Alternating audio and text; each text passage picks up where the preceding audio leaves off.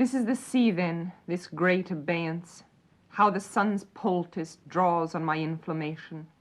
Electrifyingly colored sherbets, scooped from the freeze by pale girls, travel the air in scorched hands.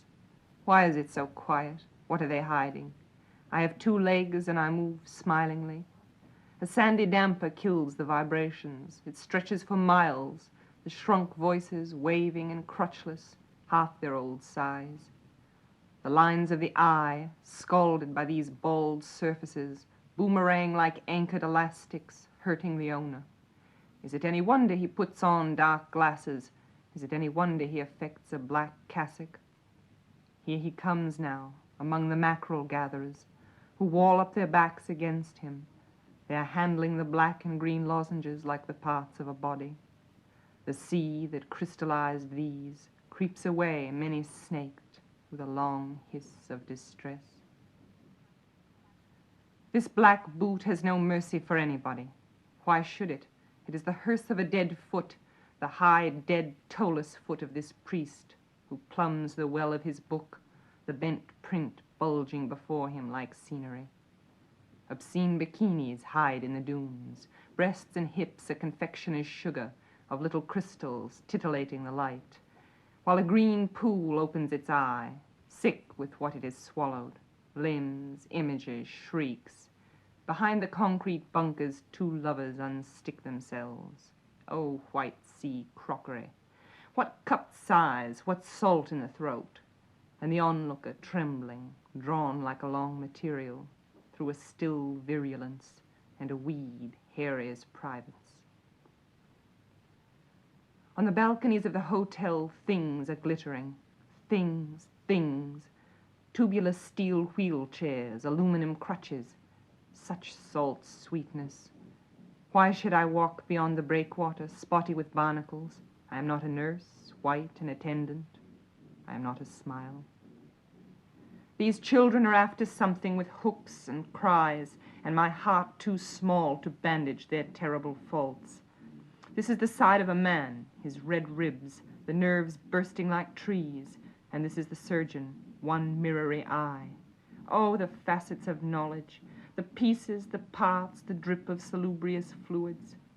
On a striped mattress in one room, an old man is vanishing.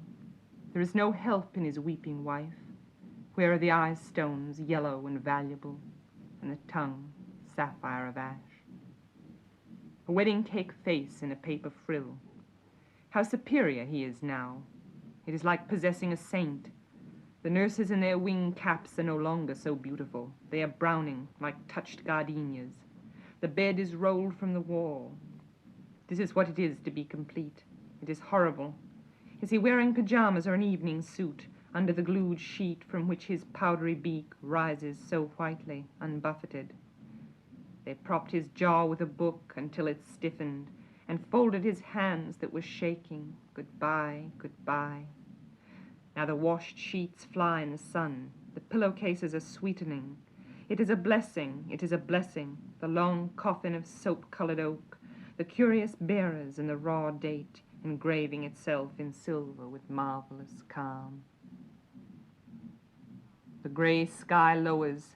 The hills like a green sea run fold upon fold far off, concealing their hollows. The hollows in which rock the thoughts of the wife, blunt, practical boats, full of dresses and hats and china and married daughters.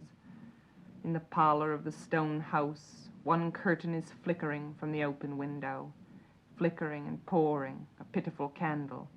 This is the tongue of the dead man. Remember, remember. How far he is now. His actions around him like living room furniture, like a decor, as the pallors gather. The pallors of hands and neighborly faces. The elate pallors of flying iris.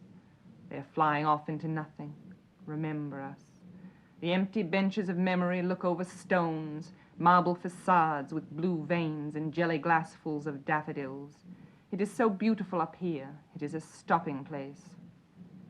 The unnatural fatness of these lime leaves, pollarded green balls, the trees march to church. The voice of the priest in thin air meets the corpse at the gate, addressing it while the hills roll the notes of the dead bell. a glitter of wheat and crude earth. What is the name of that color? Old blood of caked walls the sun heals, old blood of limb stumps, burnt hearts. The widow with her black pocketbook and 3 daughters, necessary among the flowers, enfolds her face like fine linen, not to be spread again, while a sky wormy with put-by smiles passes cloud after cloud, and the bride flowers expend a freshness, and the soul is a bride in a still place, and the groom is red and forgetful, he is featureless. Behind the glass of this car, the world purrs, shut off and gentle, and I am dark-suited and still, a member of the party, gliding up in low gear behind the cart. And the priest is a vessel, a tarred fabric, sorry and dull, following the coffin on its flowery cart like a beautiful woman, a crest of breasts, eyelids and lips, storming the hilltop. Then from the barred yard the children smell the melt of shoe blacking, their faces turning, wordless and slow, their eyes opening on a wonderful thing. 6 round black hats in the grass and a lozenge of wood, and a naked mouth, red and awkward. For a minute the sky pours into the hole like plasma. There is no hope. It is given up.